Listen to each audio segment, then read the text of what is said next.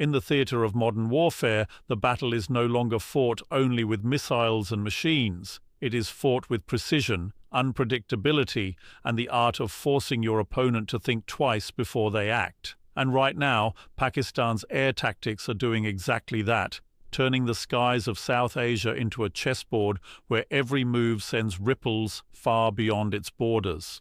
The evolution of Pakistan's air strategy post-Balakot marks one of the most significant shifts in South Asian military dynamics in decades, and it is precisely this transformation that has caught the eyes and the concerns of Western defense circles. Before 2019, Pakistan's aerial doctrine was largely defensive in nature, structured around deterring aggression and safeguarding its airspace. While the Pakistan Air Force, PAF, maintained an impressive operational record, its maneuvers were predictable, designed to counter India's larger and better-funded military through calculated restraint and strategic defense. However, the events that followed the Balakot incident completely rewrote this script. In February 2019, after the Indian Air Force conducted airstrikes on Balakot in Khyber Pakhtunkhwa, Pakistan's military responded not with hesitation, but with a carefully orchestrated aerial counter-offensive the very next day. This operation, codenamed Swift Retort, demonstrated a level of planning, precision, and speed that stunned observers, not just in the region, but across NATO and Western defense networks.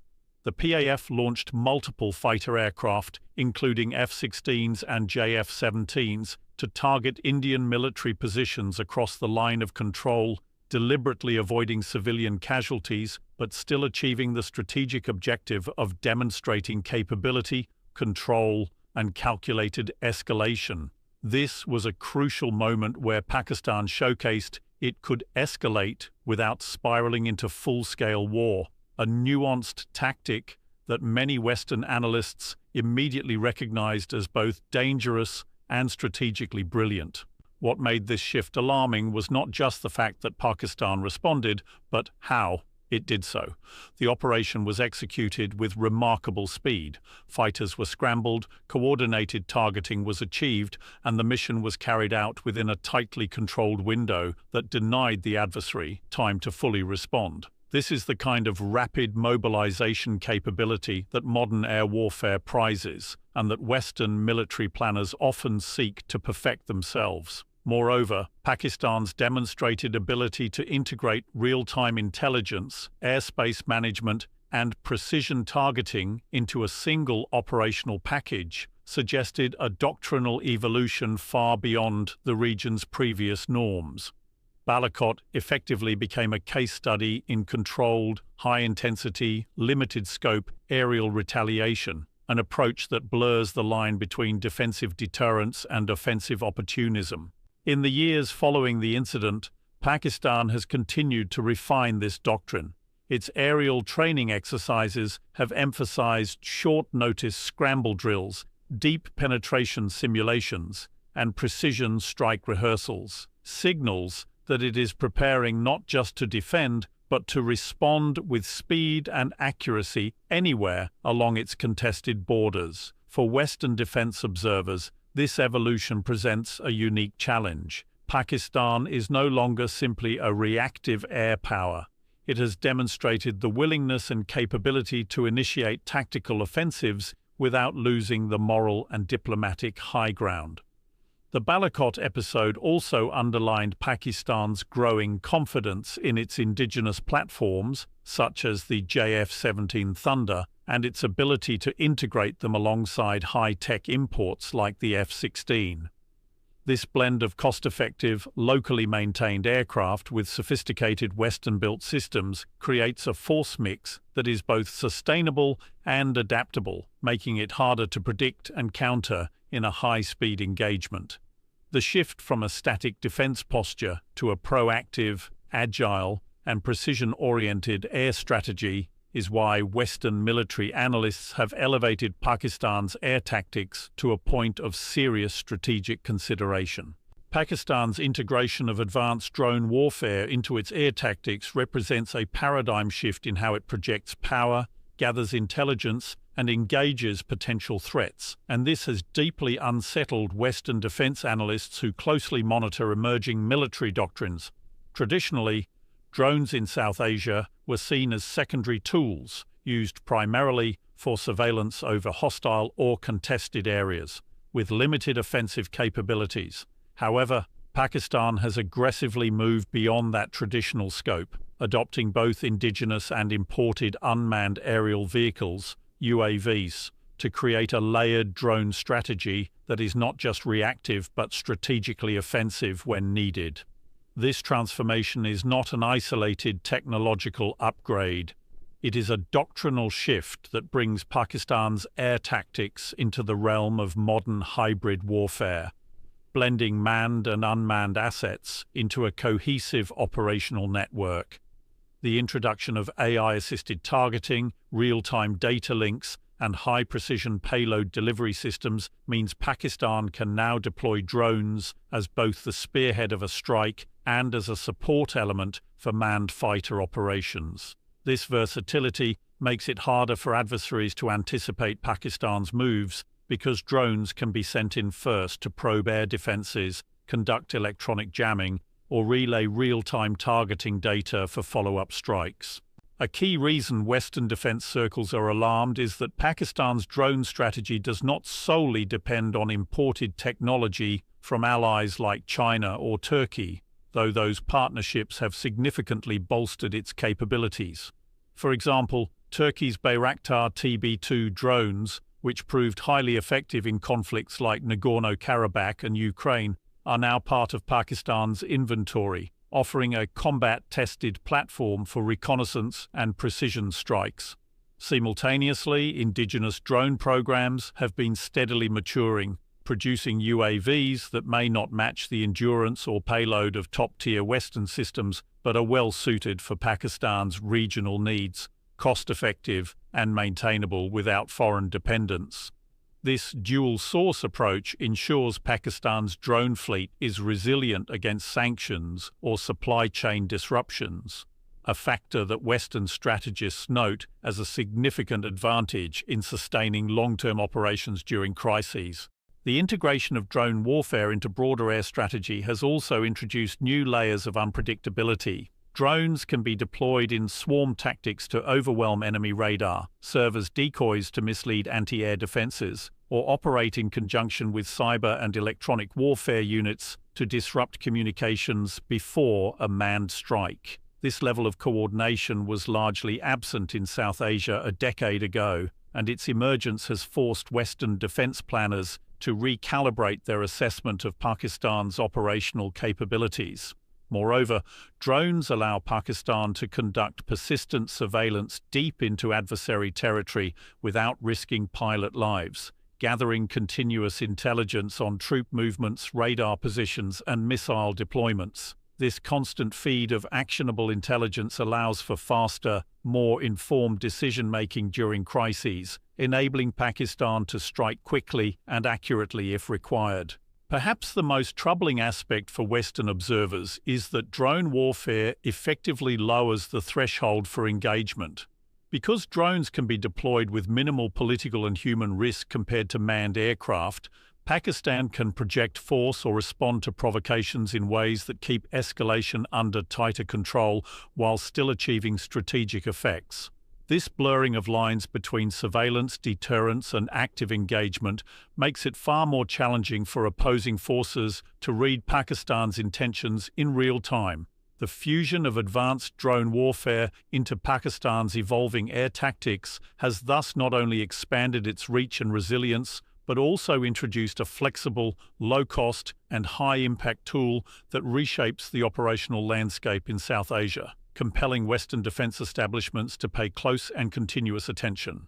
Pakistan's mastery of hybrid air tactics has emerged as one of the most strategically unsettling developments for Western defense circles because it represents a sophisticated fusion of traditional fighter aircraft operations with advanced electronic warfare, decoy strategies, and cross-border penetration drills that are designed to stretch an adversary's defensive capacity to its limits. Unlike the more linear air doctrines that focus solely on either offensive or defensive postures, hybrid tactics blend multiple modes of warfare into a single operational flow, making them inherently unpredictable and difficult to counter. For Pakistan, this approach has been particularly effective in leveraging its comparatively smaller air fleet against larger adversaries. Instead of relying solely on raw numbers, the Pakistan Air Force, PAF, has focused on how to amplify the impact of each sortie through deception, coordination, and technological integration. Hybrid air tactics often begin long before the first aircraft takes off, involving cyber reconnaissance, electronic jamming of enemy radar systems, and the use of unmanned aerial vehicles to mislead or saturate air defenses. These measures create confusion and force an adversary to spread its defenses thin, opening exploitable gaps for manned fighters to penetrate. The significance of these tactics became clearer after the Balakot episode, when Pakistan began to openly incorporate elements of electronic warfare into its aerial exercises, suggesting a shift toward a doctrine where disruption is as important as destruction. By integrating radar jamming pods, deceptive flight patterns, and dummy targets, the PAF has learned how to mask its real strike assets in a crowd of false signatures, making it harder for enemy air defenses to prioritize threats. In practice, this means that even if a technologically superior opponent detects multiple inbound contacts, there is no immediate certainty which ones carry the real threat, buying precious seconds for strike aircraft to execute their mission. This is a tactic often associated with major NATO powers, and its appearance in South Asia signals a level of doctrinal sophistication that was not previously attributed to Pakistan. Another layer to Pakistan's hybrid tactics is the deliberate use of UAVs as both reconnaissance and offensive enablers during manned operations. While drones gather real-time imagery and relay it to command centers, manned aircraft can adjust their routes mid-flight to exploit emerging weaknesses in enemy coverage. Simultaneously, decoy UAVs can be launched to mimic the radar signature of fighter jets, triggering premature or misdirected enemy responses. These multi-pronged attacks are then coordinated with simulated incursions along other sectors of the border, forcing an adversary to divert attention and resources away from the real axis of engagement. The outcome is a fluid battlefield where Pakistan can shape the tempo and geography of aerial engagements in its favor. What truly alarms Western defense analysts is the speed at which these hybrid tactics are evolving. Pakistan is not simply borrowing playbooks from larger air forces, it is adapting them to its own geographical realities and strategic requirements. This includes training pilots in high-speed, low-altitude penetration to evade radar, timing electronic warfare bursts to coincide with critical strike windows, and rehearsing scenarios where limited forces can achieve disproportionate strategic effects. The complexity of hybrid air tactics means they cannot be easily countered by sheer technological superiority alone, as they rely on exploiting human decision-making under pressure as much as they do on hardware. This human-centric element, confusing and overloading an adversary's ability to make timely decisions, is precisely what makes Pakistan's air doctrine so difficult to neutralize. By combining deception, electronic disruption, and precise strikes into one synchronized effort, Pakistan has positioned its air force as a highly adaptive and strategically unpredictable player, forcing Western defense circles to reconsider long-held assumptions about the limits of air power in South Asia. The expansion of Pakistan's air defense networks is one of the most significant developments that has unsettled Western defense circles, primarily because it fundamentally changes the risk calculations for any force considering air operations in the region. Historically, Pakistan's air defense posture was built around a mix of older radar systems, short to medium-range surface-to-air missile batteries, and interceptor aircraft. While this provided a respectable level of coverage, it left certain vulnerabilities in detection range, reaction time, and layered engagement capabilities. Over the past few years, however, Pakistan has undertaken a deliberate and methodical modernization of this network, integrating Chinese-made radars, advanced tracking systems, and long-range surface-to-air missile SAM platforms into a far more cohesive and responsive structure. This integration has extended detection ranges deep into contested airspace, allowing Pakistan to spot potential threats earlier and coordinate defensive responses with greater precision. The incorporation of systems like the Chinese LY-80 and HQ-9P has not only improved interception capabilities but also added multiple engagement layers, meaning incoming threats now face a tiered defense rather than a single penetrable shield. What makes this expansion particularly concerning for Western defense analysts is the level of interoperability Pakistan has achieved between its air defense units and its fighter aircraft. In the past, air defense batteries and interceptor squadrons often operated as somewhat separate entities, linked through command channels but not fully integrated in real time. Now, radar feeds, threat detection data, and target prioritization can be shared instantly across the network, allowing air defense batteries to work in close synchronization with airborne interceptors. This creates a dynamic, defense-in-depth model that can adapt quickly to changing threats. If a hostile aircraft or missile evades one layer of defense, it immediately encounters another, with minimal gaps in coverage. The result is a far more resilient air defense posture that complicates any planning for offensive operations against Pakistan's airspace. Additionally, Pakistan's modernization has included mobile air defense units capable of repositioning rapidly to protect critical infrastructure or respond to shifting threats. This mobility adds an extra layer of unpredictability because static defenses can be mapped and targeted over time, but mobile systems can alter the defensive geometry almost instantly. When combined with modern electronic countermeasures, ECCM, these mobile platforms become even more challenging to neutralize as they can resist jamming and interference attempts that older systems might succumb to. The integration of Chinese-made 3D radars has also significantly reduced blind spots, enabling the detection of low-flying targets such as cruise missiles or attack aircraft attempting to evade by hugging terrain. This technological leap makes it increasingly difficult for adversaries to rely on stealth or terrain masking as a viable penetration tactic. Furthermore, Pakistan's air defense expansion has a pronounced psychological dimension.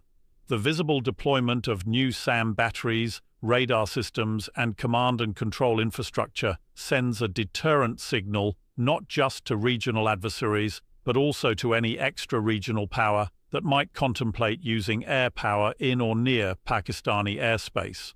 For Western defense circles, the combination of these advanced systems with Pakistan's evolving offensive air tactics creates a layered strategic problem. Neutralizing one capability does not guarantee air superiority, and every additional strike attempt risks triggering countermeasures that could escalate a conflict. The fact that much of this network is tied into Chinese military technology also introduces broader geopolitical implications, as any attempt to counter these systems would indirectly involve confronting Chinese-designed and possibly Chinese-supported infrastructure. This interconnectedness of tactical capability and strategic alliance is why Western analysts now regard Pakistan's air defense network not merely as a regional safeguard, but as a complex and formidable obstacle that requires entirely new planning assumptions. Pakistan's use of psychological warfare through air exercises has become a subtle yet powerful element of its evolving military doctrine, and it is one of the reasons Western defense circles are increasingly paying closer attention to its air tactics. Unlike routine training drills meant purely for pilot proficiency, these exercises are often crafted with a deliberate messaging component aimed at both regional adversaries and the wider international community. These drills frequently include simulated deep strike missions, integrated electronic warfare, and mock air defense suppression, signaling to observers that Pakistan is capable of executing complex operations under realistic conditions. In some cases, exercises have featured coordinated maneuvers involving multiple squadrons, refueling operations, and real-time target sharing between manned aircraft and drones, capabilities that are as much about operational readiness as they are about sending a calculated message. The mere sight of advanced platforms like JF-17 Block 3 fighters flying alongside Turkish Bayraktar TB2 drones or Chinese J-10C aircraft during joint exercises signals a growing network of military partnerships and shared tactical philosophies, a fact that cannot be ignored by Western military planners assessing the regional balance of power. Another layer of psychological warfare comes from the unpredictability and rapid scheduling of these drills. By announcing and executing large-scale exercises on short notice, Pakistan introduces an element of uncertainty for adversaries, forcing them to maintain higher states of readiness and stretching their intelligence and reconnaissance resources. This unpredictability is amplified when drills include live-fire missile tests or electronic warfare demonstrations that interfere with radar and communication systems in border regions. Such activities compel adversaries to respond diplomatically or militarily, effectively allowing Pakistan to shape the tempo of strategic interactions without direct confrontation. The choice of exercise names, scenarios, and participants is also carefully considered. Names that imply offensive capability, endurance, or precision are not merely symbolic. They are part of the narrative-building process aimed at creating a psychological impression of readiness and confidence. Similarly, the inclusion of high-profile observers or the release of professionally produced footage showing simulated strikes and formation flying enhances the perception of capability.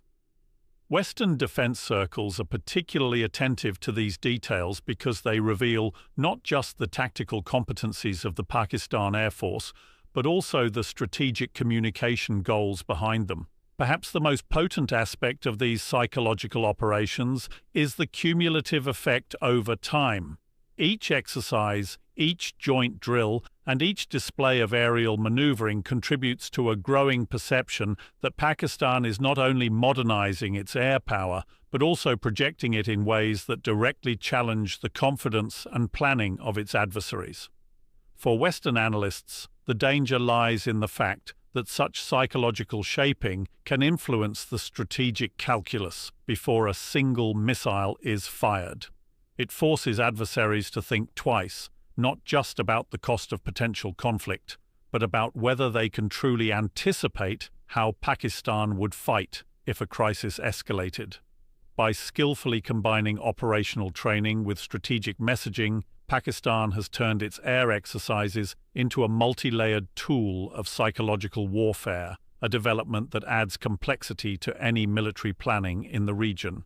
The impact of Pakistan's evolving air tactics on regional power dynamics is one of the primary reasons Western defense circles are increasingly alarmed, because it extends far beyond the technical capabilities of the Pakistan Air Force and into the strategic architecture of South Asia and the broader Indo-Pacific region. Air power is not just a tool of defense for Pakistan. It is becoming a key instrument in shaping the balance of influence among major powers, and its development is closely tied to the strategic ambitions of allies such as China and Turkey. Every enhancement in Pakistan's aerial capabilities, whether through the adoption of hybrid tactics, expansion of air defense networks, or integration of drone warfare, alters the equation for both its immediate adversaries and the wider set of actors invested in regional stability.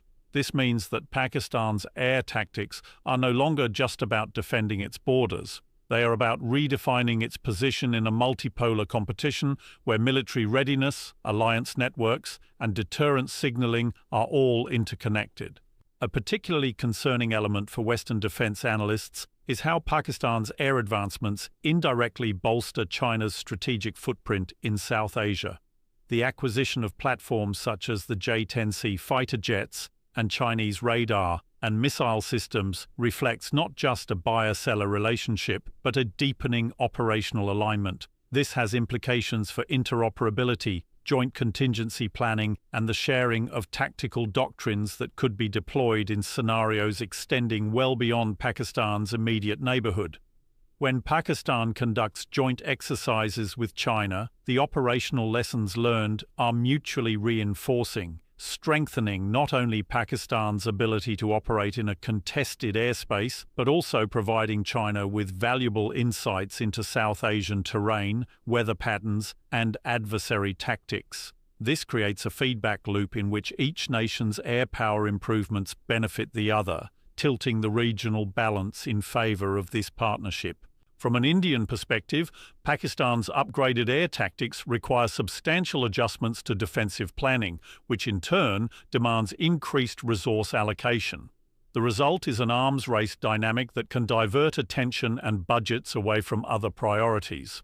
From a Western perspective, this dynamic is destabilizing because it forces India, seen as a critical counterweight to China in the Indo-Pacific, to spread its resources more thinly, potentially weakening its ability to contribute to broader regional security objectives. Furthermore, Pakistan's ability to integrate with non-Western suppliers for its military needs reduces its vulnerability to Western sanctions or export controls, which traditionally served as levers of influence in regional security affairs.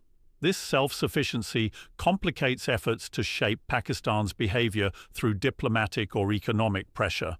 The geopolitical implications go even further when Turkey's involvement is factored in.